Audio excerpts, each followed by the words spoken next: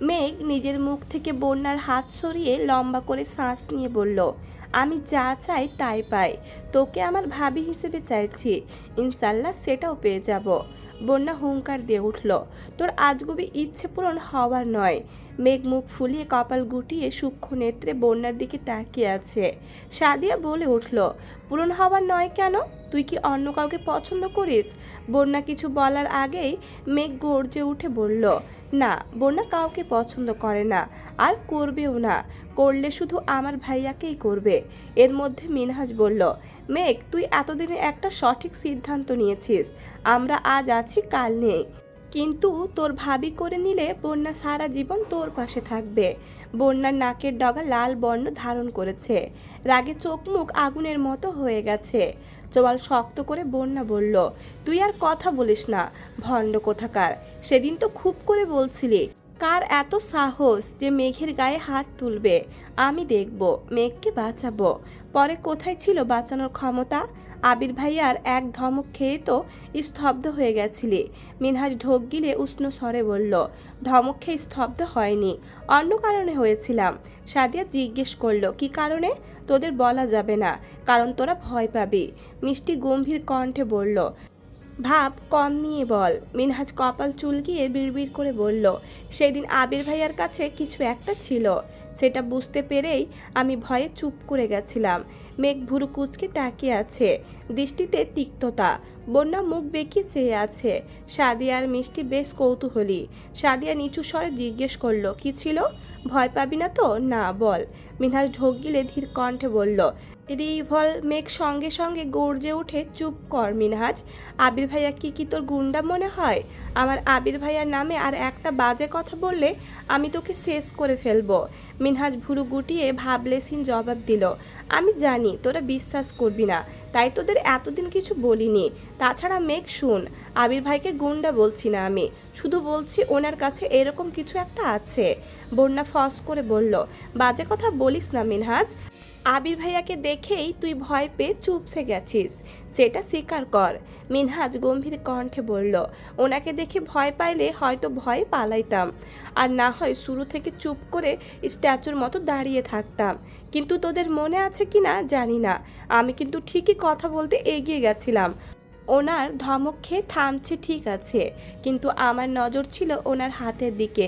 উনি বারবার পেছন থেকে কিছু একটা বের করতে চাইছিলেন, কিন্তু ওনার বন্ধু হাত চেপে ধরে বারবার বারণ করছিল।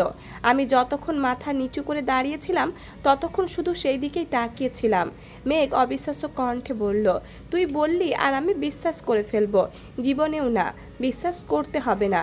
যেদিন স্বচক্ষে দেখবি সেদিন আমার এই কথাটা মনে করিস, তাহলেই হবে। অবশ্যই তোর সামনে ওনার এই রূপটা আসার সম্ভাবনা খুবই কম। সাদিয়া নম্রভাবে জিজ্ঞেস করলো, কেন? মিনহাজ ফের বলল, মেঘের সামনে আবির ভাইয়া খুব ফর্ম্যাল, অথচ আড়ালে মেঘ ভারী কণ্ঠে শোধালো, আবির ভাইয়ের কাছে যদি সত্যি কিছু থাকতো, উনি অ্যাক্সিডেন্ট করার পর কোথায় হাওয়া হয়ে গেছিল? হাসপাতালে তো আমি সর্বক্ষণ ওনার সাথে ছিলাম, দেখিনি কেন? মিনহাজ সশব্দে হেসে বলল, ওনাকে হাসপাতালে যে আনছিল এই কথাটা তাকে জিজ্ঞেস করিস। মেঘ কপাল কুঁচকে ভাবছে, সেদিন মেঘরা হাসপাতালে যাওয়ার আগে আবিরকে রুমে পাঠিয়ে দেওয়া হয়েছিল। তাছাড়া তানবীর ভাইয়াও সেখানে ছিল না। তাহলে কি মিনহাজের বলা কথাই সত্যি? মেঘ নিজের মাথায় নিজে গাঁটটা মেরে মনে মনে বিড়বিড় করলো, আমি কি ভাবছি এইসব? বন্যা মেঘকে এক পলক দেখে ধমকের স্বরে বলল, চুপ করবি? তোদের আজে বাজে কথা শুনে ইচ্ছে করতেছে এই লাঠিটা দিয়ে তোর মাথায় মারি। তামিম এবার করুণ স্বরে বলল, হ্যাঁ, একেবারে মেরে ফেল। কপালের কোন ফেরে যে তোদের দুইটার সাথে বন্ধুত্ব হয়েছিল একমাত্র আল্লাহই ভালো জানেন। একজন 3 দিন বন্দি। মিনহাজ তামিমকে গুতা দিতেই তামিম চুপ করে গেছে। বন্যা তৎক্ষণাৎ জিজ্ঞেস করলো, এই মিনহাজ, তখন 3 দিন তোরা কোথায় ছিলি? কি হয়েছিল তোদের সাথে? সেই সব বলা বারণ। সাদিয়া ঠাট্টার স্বরে বলল, মার কেমন খাইছিলি? তামিম আস্তে করে বলল, শুরুটা অশুভ হলেও শেষটা খুব উৎকৃষ্ট ছিল, মনে রাখার মতো। মিষ্টি হালকা ধমকের স্বরে বলল, আগের কাহিনী বাদ দে, আজকের দিনে আয়। বন্যা, এবার তুই কিছু বল। বন্যা রাগী কণ্ঠে বলল, আমি নতুন করে কিছু বলতে চাই না। মেঘ আমার বেস্ট ফ্রেন্ড, আমি সারা জীবন বেস্ট ফ্রেন্ড হিসেবেই ওকে সাপোর্ট করব ইনশাল্লাহ। মেঘ রাগান্বিত কণ্ঠে বলল, এমন বহু বেস্ট ফ্রেন্ড দেখেছি যারা শুরুর দিকে একে অপরকে ছাড়া বাঁচে না, প্রয়োজন শেষে কিংবা দুইজনের দূরত্ব বেড়ে গেলে যোগাযোগ বন্ধ হয়ে যায়, চোখের আড়াল থেকে ধীরে ধীরে মনের আড়ালও হয়ে যায়। আমি তেমন সম্পর্ক চাই না। আল্লাহ যেহেতু আমাদের এত বছর একসাথে রেখেছেন, আশা করব বাকি জীবনও রাখবেন। আজ এই মুহূর্তে তোদের সাক্ষী রেখে বন্যাকে আমি আমার ভাবি হিসেবে স্বীকৃতি দিয়ে দিচ্ছি। বন্যা এখন চাইলেও আমার ভাইকে ছাড়া কাউকে ভালোবাসতে পারবে না। বন্যা আমার ভাবি, আজ থেকে আমি বন্যাকে ভাবি ডাকবো, এটাই ফাইনাল। বন্যা গম্ভীর কণ্ঠে বলল, সব বিষয়ে পাগলামি করিস না, এটা সম্ভব না মেঘ। মেঘ শক্ত কণ্ঠে বলল, সম্ভব অসম্ভব আমায় বলতে হবে না, আমি এত কিছু শুনতেও চাই না। তুই আমার ভাবি মানে ভাবি, এ বিষয়ে আমি আর একটা কথাও শুনতে চাই না। বন্যা কপাল গুটিয়ে মেঘকে দেখছে। মেয়েটা একদমে কথাগুলো বলে শেষ করে ঘন ঘন নিঃশ্বাস ছাড়ছে। মেঘ ইদানিক শান্ত স্বরে কথা বলে, কাউকে মানাতে না পারলে তৎক্ষণাৎ আবিরের মতো শক্ত আর সাবলীল ভঙ্গিতে নিজের ইচ্ছেকে অন্যের ওপর চাপিয়ে দেয়। আজও তাই করছে। মেঘের এমন পাগলামিতে বন্যা বরাবরই অভ্যস্ত। কিছুদিন আগে আবিরের মুখে ভালোবাসি শুনতে উঠে পড়ে লেগেছিল, সেই ঝামেলা মিটল কিনা আবারও আরেক পাগলামিতে মেতেছে। মেঘকে যে যা বলে, যদি ওর সেটাকে ঠিক মনে হয় তাহলে সেটা নিয়েই হইচই শুরু করে। এতদিন যা কিছু নিয়েই হই হুল্লোড় করুক না কেন, আজ মেঘের পাগলামির মূল কেন্দ্রবিন্দু বন্যা। তানবীরের প্রতি বন্যার কোনো কালেই তেমন আগ্রহ ছিল না। মেঘকে করা শাসন দেখে বন্যা ভীত হয়ে থাকতো। তানবীর বাসায় থাকলে কখনো মেঘদের বাসায় যেত না, কথা বলা তো দূরের বিষয়। বছর খানেক যাবৎ ফোনে মাঝে মধ্যে কথা হয় তানবীর আর বন্যার, তবে সেখানেও থাকে বিশাল এক সীমাবদ্ধতা। প্রয়োজনের বাহিরে তানবীর দুই একটা কথা জিজ্ঞেস করলেও বুক কাঁপে বন্যার। বন্যা বরাবরই স্পষ্টভাষী একটা মেয়ে, কোনো কিছু ভালো না লাগলে মুখের ওপর না বলতে দুইবার ভাবে না, কিন্তু মেঘের সাথে সেভাবে কথা বলতে পারে না, কারণ মেঘ খুব অভিমানী।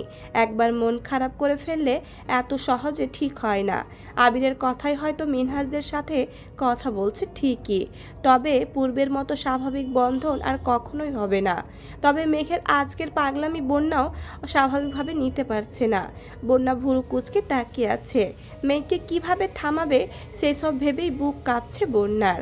অসহনীয় ব্যথা অনুভব হচ্ছে বুকে। মিনহাজ হুট করে বলে ফেলল, আজ থেকে সবাই মেঘ আর বন্যা দুজনকেই ভাবি ডাকবি, বুঝলি? মেঘ, বন্যা, সাদিয়ারা সবাই একসঙ্গে শোধালো। কেন? মিনহাজ মুখে হাসি রেখে বলল, মেঘ আবির ভাইয়ার বউ, তার মানে আমাদের ভাবি, আর বন্যা তানবীর ভাইয়ার বউ। বন্যা ধমক দিয়ে বলল, মেঘকে ডাকতে ইচ্ছে হলে ডাক, আমায় কিছু ডাকতে আসবি না।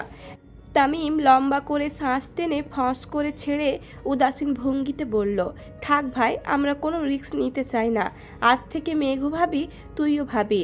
মেঘ গম্ভীর কণ্ঠে বলল, আবির ভাইয়ের সাথে আমার বিয়ে হয় কি না সন্দেহ, ভাবি ডেকে আমায় কোমল মনে আর আঘাত দিস না।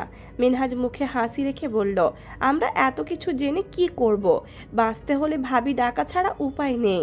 আর ভাবি প্লিজ আমাদের মাফ করে দিবেন, আর বন্যা ভাবি প্লিজ আপনিও আমাদের মাফ করে দিবেন। বন্যা রাগে ফুঁসতে ফুঁসতে বলল, আমাকে একদম ভাবি ডাকবি না, মেঘ পাগলামি করছে, সাথে তোরাও শুরু করছিস। তামিম মৃদু স্বরে বলল, মেঘের ভাবি অথবা অন্য কারো বউ যাই হোক না কেন, ঘুরে ফিরে আমাদের ভাবিই হবে, তাই তোরা দুইজনেই আমাদের ভাবি। মেঘ নিজের হাঁটুর ওপর হাত রেখে মেকি স্বরে বন্যাকে ডাকলো, ভাবি, এই ভাবি।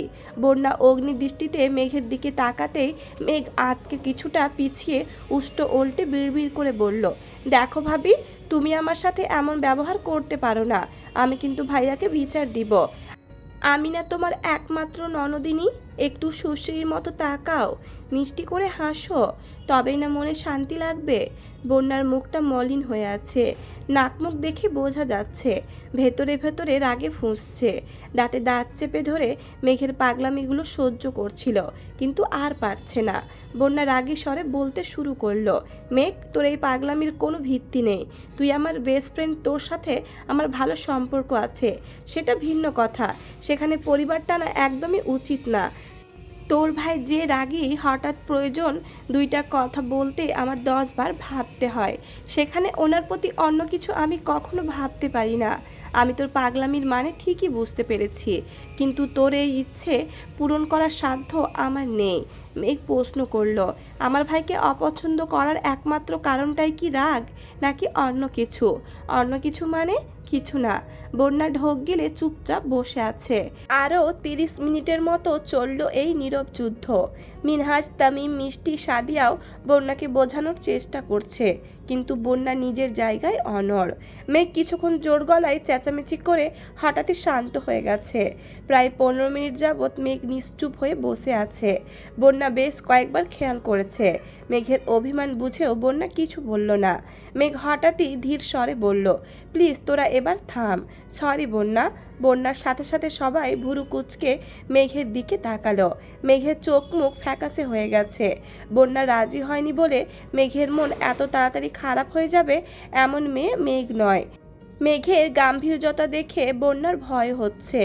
কোন কথা থেকে কোন কথা মানে বের করে গাল ফুলিয়েছে এটা বোঝা দুষ্কর। বন্যা এবার আদুরে ভঙ্গিতে বলল, কি হয়েছে বেবি?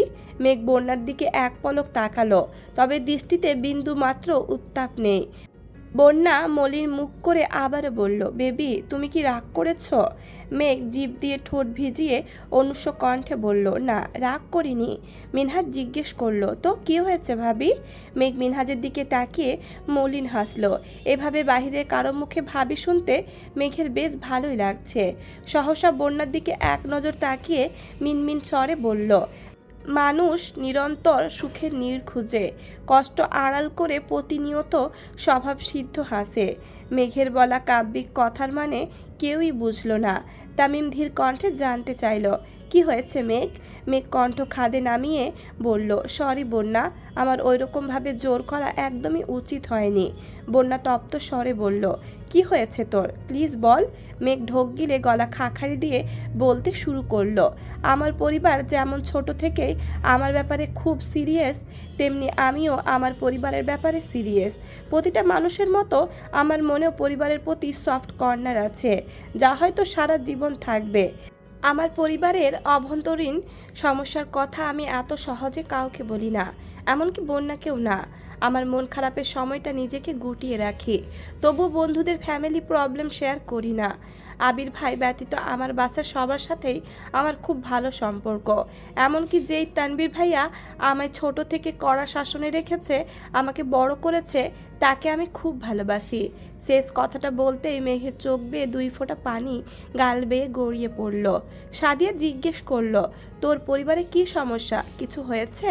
মেঘ চোখের পানি মুছে ভেজা কণ্ঠে আবারও বলতে শুরু করলো, একটা সময় পর্যন্ত ভাইয়ার প্রতি আমার ক্ষোভের অন্ত ছিল না, সব কিছু অসহ্য লাগতো, কিন্তু হঠাৎ সব কিছু কেমন যেন বদলে গেছে।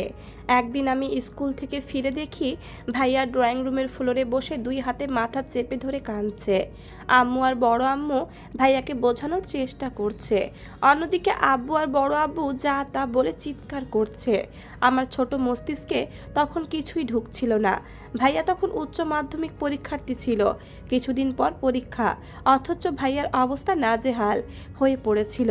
আমি আম্মুকে অনেকবার জিজ্ঞেস করেও সঠিক তথ্য জানতে পারিনি। বড়রা আমার থেকে কিছু একটা লুকাতে প্রতিনিয়ত ব্যস্ত থাকতো। আমিও কৌতূহলী হয়ে জানতে চেষ্টা করলাম। তারপর মোটামুটি যা বুঝেছি, ভাইয়া কলেজে পড়াকালীন এক মেয়ের সাথে পরিচয় হয়েছিল। মূলত মেয়েটা নিজে থেকে ভাইয়ার সাথে বন্ধুত্ব করেছিল, তাও প্রায় 1 বছর ভাইয়ার পিছু পিছু ঘুরে। 1 বছর পর থেকে ভাইয়া মেয়েটার সাথে টুকিটাকি কথা বলা শুরু করে, যা এক পর্যায়ে সম্পর্কের দিকে এগোয়। ভাইয়ার টেস্ট পরীক্ষার আগে আগে মেয়েটা হঠাৎই ভাইয়াকে প্রপোজ করে বসে।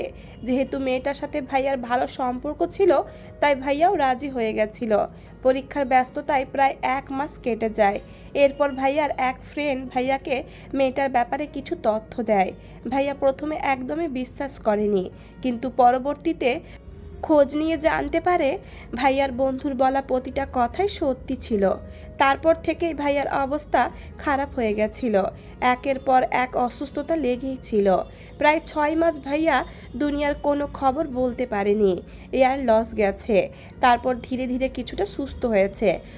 পড়াশোনায় রেগুলার হওয়ার পর থেকে আব্বুর সাথে ভাইয়ার সম্পর্কের বিশাল ফাটল ধরেছে। বড় আব্বুও তেমন কথা বলতো না, শরীর সুস্থ হলেও ভাইয়ার মন তখনও অসুস্থ ছিল। তারপর থেকে আবির ভাই আর ভাইয়ার সম্পর্ক গভীর হতে শুরু করলো। ভাইয়ার সব আবদারের মাধ্যম হয়ে ওঠে আবির ভাই। ভাইয়ার মনের অবস্থা ঠিক রাখতে আবির ভাই ভাইয়াকে সব বিষয়ে সাপোর্ট করতে শুরু করে। ভাইয়া হুট করে সিদ্ধান্ত নেয় যে সে রাজনীতি করবে। আম্মুদের বলেছে, কিন্তু আম্মুরা কেউ রাজি না। আব্বুরা তো আরও রাজি না। শুনেছিলাম আবির ভাইয়াও রাজি ছিল না, কিন্তু ভাইয়ার খুশির জন্য বাধ্য হয়ে ভাইয়াকে সাপোর্ট করেছে, আর এখন পর্যন্ত প্রতিনিয়ত করেই যাচ্ছে। এইসব ঘটনা দেখতে দেখতে তানবীর ভাইয়ার প্রতি আমার চিন্তাধারা বদলাতে শুরু করে, সেই সাথে আবির ভাইয়ার প্রতিও। আমার ভাইয়ের যখন মানসিক সাপোর্ট দরকার ছিল তখন আবির ভাই সেই সাপোর্টটা দিয়েছিল। তাই আমিও ধীরে ধীরে আবির ভাইয়ের প্রতি মনের ভিতর পুষে রাখা আক্রোশ ভুলতে শুরু করি, কিন্তু কখনো আবির ভাইয়ের সাথে কথা বলার চেষ্টা করিনি। বন্যা ভুরু কুচকে তাকিয়ে আছে। সাদিয়া প্রশ্ন করলো, মেয়েটা কি করেছিল? আমি বিস্তারিত জানি না, তবে শুনেছি মেয়েটা তার গ্রামের স্কুলে পড়াশোনা করাকালীন স্থানীয় এক ছেলের সাথে সম্পর্কে জড়িয়েছিল, যা মোটামুটি 4 থেকে 5 বছরের। তারপর এখানে এসে ভর্তি হয়। তখন ভাইয়াকে দেখেছে, মোটামুটি পরিচিত, আর ছেলে এলাকার স্থানীয়। তাছাড়া তখন ভাইয়া দেখতে শুনতে অনেক কিউট ছিল। সব মিলিয়ে ওই মেয়ে ভাইয়াকে পছন্দ করে ফেলে। আগের প্রেমিক এসব জানার পর তাদের মধ্যে কি ঝামেলা হয়। এরপর মেয়েটা জেদ করে ভাইয়ার সাথে সম্পর্কে জড়ায়। ওই ছেলেও কম ছিল না। যখন নিজে মেয়ের সাথে পারছিল না তখন মেয়ের বাড়িতে জানিয়ে দেয়। মেয়েকে নিয়ে ঝামেলা শুরু হয়। সেই ঝামেলায় আমার ভাই ফেঁসে গেছিল। কথা নাই বার্তা নেই, মেয়ের বাবা একদিন আমাদের বাসায় এসে যা তা বলেছে, যা আব্বু আর বড় আব্বু সহ্য করতে পারেনি। সেই থেকে আমাদের বাসার মূল ঝামেলার শুরু হয়েছিল। মিষ্টি চাপা স্বরে বলল, তোর ভাই এখন ঠিক আছে তো? মেঘ মৃদু স্বরে বলল, এখন ভাইয়া একদম ঠিক আছে। জানি না ভাইয়ার মনের কি অবস্থা। কখনো এই বিষয়ে বিস্তারিত জানতে চাইনি আমি। ভাইয়া সুস্থ হবার পর থেকে আম্মুরা বা আমাদের সাথে কখনো খারাপ ব্যবহার করেনি। সেই ঘটনার পর থেকে ভাইয়ার মুখে কোনো মেয়ের কথা ভুলেও শুনিনি। কখনো কারো সাথে তেমন কথা বলতেও দেখিনি। মেঘ একটু থেমে আবারও বলল, সরি বন্যা, তোর সাথে খুব ভালো সম্পর্কের জন্য আমি তোকে ভাবি হিসেবে চাইছি, আর কিছুই না। আমি চাই না আমার পাগলামির জন্য তুই আমার ভাইকে ভুল বুঝিস। ভাইয়া যেহেতু আমার আর তুইও আমার বেস্ট ফ্রেন্ড, তাই আমি কাউকেই কষ্ট দিতে পারবো না। আমি চাই আমার ভাইয়ের জীবনে এমন কেউ আসুক যে আমার ভাইয়ের অতীত জেনে তাকে ভালোবাসবে, মিথ্যা মায়ায় নয়, বরং সত্যিকারের ভালোবাসার বন্ধনে জড়াবে, যেখানে কোনো মিথ্যার দাবাল থাকবে না, নিজেকে বিশ্বস্ত প্রমাণ করার চেষ্টা থাকবে না। আমার ভাই ছন্ন ছাড়া, নির্লিপ্ত কিংবা রাগী, সব কিছু জেনে শুনে যে আমার ভাইকে ভালোবাসবে। আমি সারা জীবন তাকে আগলে রাখবো। হঠাৎ পেছন থেকে তানবীর ডাকলো, বনু, বাসায় যাবি না? মেঘ চোখ মুছে ঘাড় ঘুরিয়ে স্বাভাবিক কণ্ঠে বলে, আসছি। মেঘ বসা থেকে উঠতে উঠতে শীতল কণ্ঠে বলল, সরি বন্যা, প্লিজ কিছু মনে করিস না। বন্যা কিছু বলার আগেই মেঘ চলে গেছে। বন্যা তাকাতেই তানবীরের চোখে চোখ পড়ল। তানবীর বন্যাকে উদ্দেশ্য করে বলল, সন্ধ্যা হয়ে যাচ্ছে, বাসায় যাও। বন্যা সঙ্গে সঙ্গে চোখ নামিয়ে নিয়েছে। মিনহাজ বলে উঠল, আপনারা যান, আমি এখনই রিক্সা ঠিক করে দিচ্ছি। তানবীর এক পলক ওদের দেখল। মেঘ ততক্ষণে তানবীরের কাছাকাছি চলে আসছে।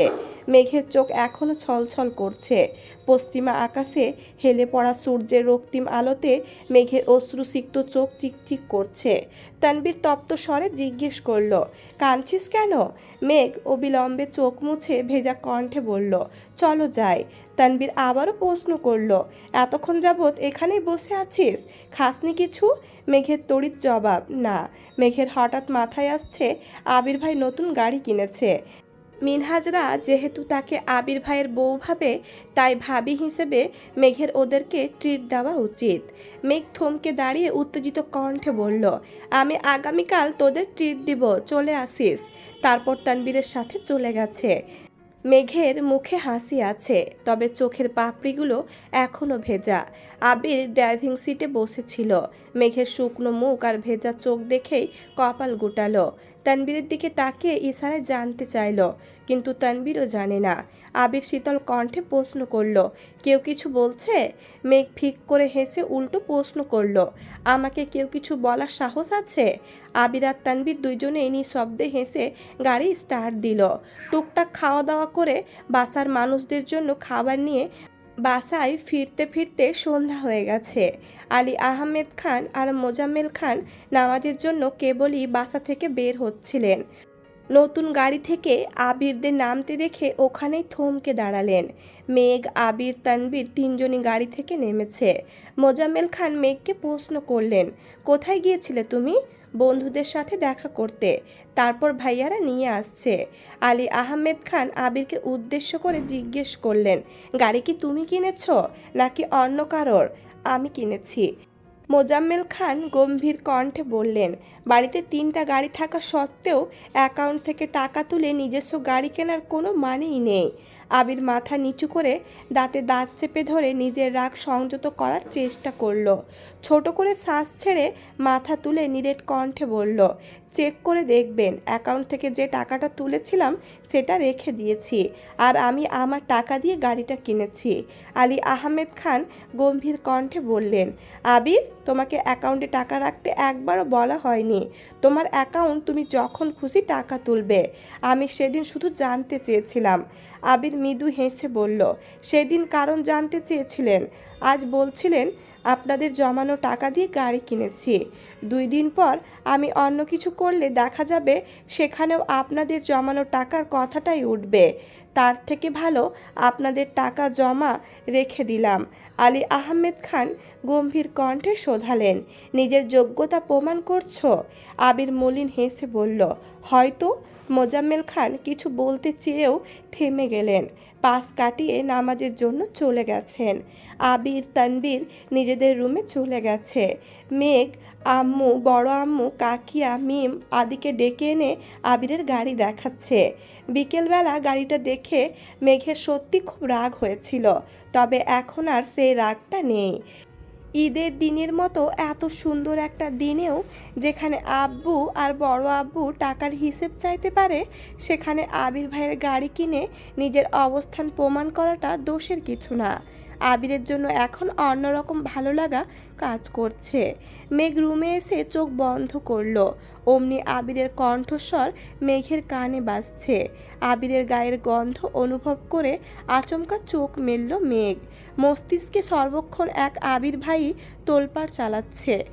শয়নে স্বপ্নে শুধু আবির ভাইয়ের সত্তাকে উপলব্ধি করে।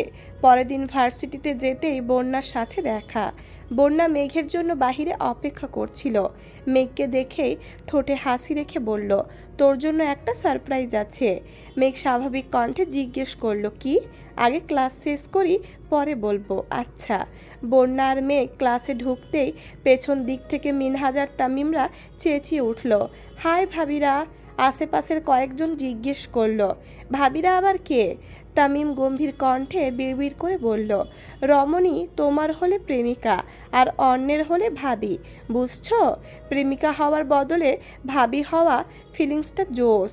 আশেপাশের ছেলেগুলো হাসতে হাসতে গড়িয়ে পড়ছে। মেঘ আর বন্যা রাগে কটমট করে তাকাতেই ছেলেগুলো হাসি থামিয়ে দিয়েছে। ক্লাস করে বের হতেই বন্যা বলল, জানিস আপুর সরকারি জব হয়েছে। সত্যি? হ্যাঁ, তোকে রাতে কল দিয়েছিলাম, কিন্তু তুই রাগে কলই ধরিসনি। মেঘ মৃদু হেসে বলল, না, রাগ করিনি, আসলে আমারই ভুল। বন্যা কপট রাগ দেখিয়ে বলল, হয়েছে, এখন আর মন খারাপ করে বসে থাকতে হবে না। আমি তোকে না বুঝলে আর কে বুঝবে শুনি? মিনহাজরাও বেরিয়ে আসছে। মিষ্টি হেসে বলল, মেঘ, কাল তুই চলে যাবার পর আমরা সবগুলো মিলে তোর পক্ষ থেকে আরও 30 মিনিট লেকচার দিয়েছি। তুই আর মন খারাপ করিস না। এখন বল, কে ট্রিট দিবি? বন্যা আর মেঘ দুইজনেই একসঙ্গে বলল, আমি। মেঘ বলছে সে দিবে, বন্যা বলছে বন্যা দিবে। হঠাৎ মিনহাজ আর তামিম বলে উঠল, ভাবি, আমরা কিন্তু দুইজনের ট্রিটই খেতে পারবো, তবু আপনারা নিজেদের মধ্যে মনোমালিন্য করবেন না প্লিজ। মেঘ আর বন্যা ওদের সবাইকে ট্রিট দিয়েছে, কিন্তু আবির তানবীরকে বলা হয়নি। বন্যা বারবার বলছে ওনারা আমাকে অনেকবার ট্রিট দিয়েছে, আমারও ট্রিট দেওয়া উচিত। মেঘ কিছুই বলছে না, কারণ গতকালের বলা কথাগুলো এখনো ভুলতে পারেনি মেঘ। এই অবস্থায় বন্যা আর তানবীরকে একসাথে দেখলে মেঘের আবারও ভাবি ডাকার স্বাদ জাগবে। বন্যা খানিক থেমে জিজ্ঞেস করলো, মেঘ তোর কি মন খারাপ? মেঘ মলিন হেসে বলল, কই না তো। এমন সময় আবির কল দিয়েছে। মেঘ কল রিসিভ করে খুব ধীরে সুস্থে ফিস ফিস করে কথা বলছে। মিষ্টি সবার উদ্দেশ্যে বিড়বিড় করে বলল, মন খারাপ হওয়ার আগেই যদি প্রিয় মানুষের কল চলে আসে তখন মন খারাপ হওয়ার সুযোগই থাকে না। বন্যার সময় আছে, ভেবে দেখ। আবির ভাইয়া যেমন মেঘের কেয়ার করে, তানবীর ভাইয়াও কিন্তু তেমন কেয়ারই করবে। যতই হোক দুইজনের গায়ের রক্ত তো এক। বন্যা কপাল গুটিয়ে তাকালো, আর কিছুই বলল না। মেঘ খাওয়া দাওয়া করে বাসায় চলে আসছে।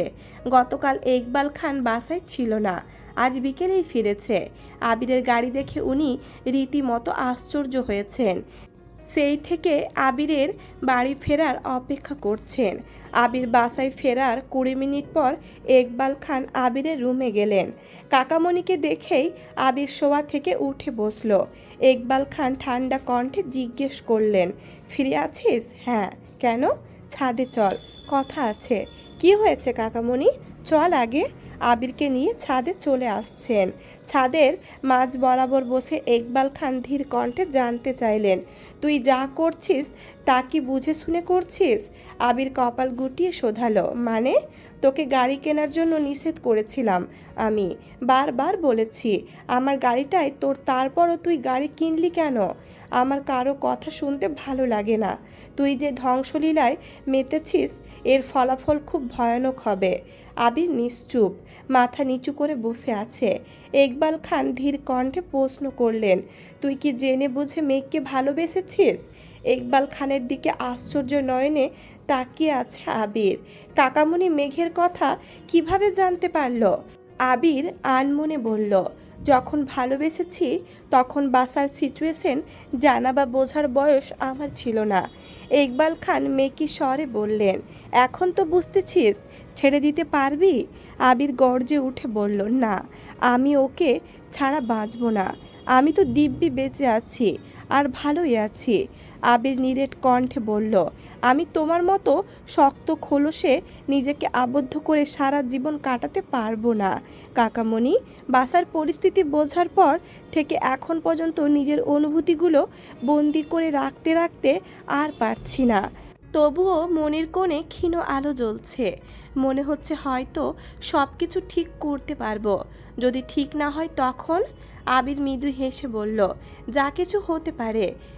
ইকবাল খান শান্ত স্বরে বললেন, তোদের অপ্রকাশিত আবেগগুলো দেখে মাঝে মধ্যে আমারই ভয় হয়।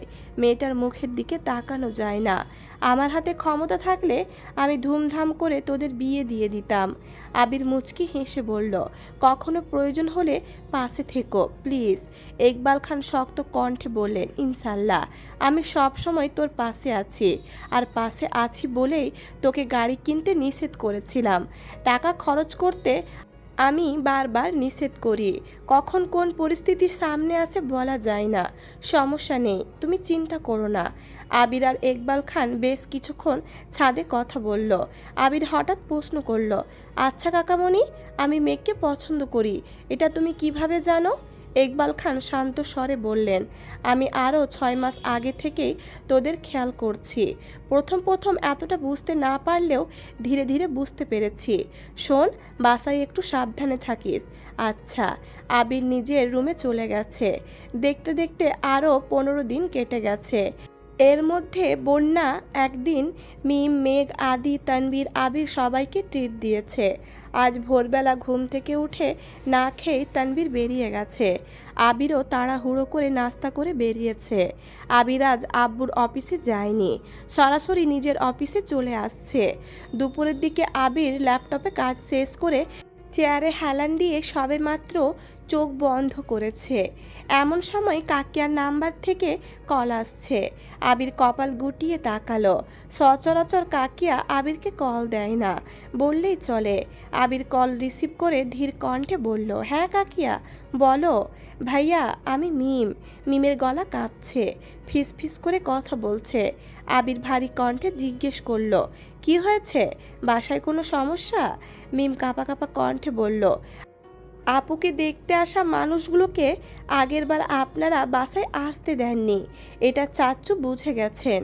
তাই আপনাদের না জানিয়ে আজ আর একটা ফ্যামিলিকে বাসায় আসতে বলেছেন। কিছুক্ষণের মধ্যেই তারা চলে আসবে। প্লিজ ভাইয়া আপনি কিছু করুন।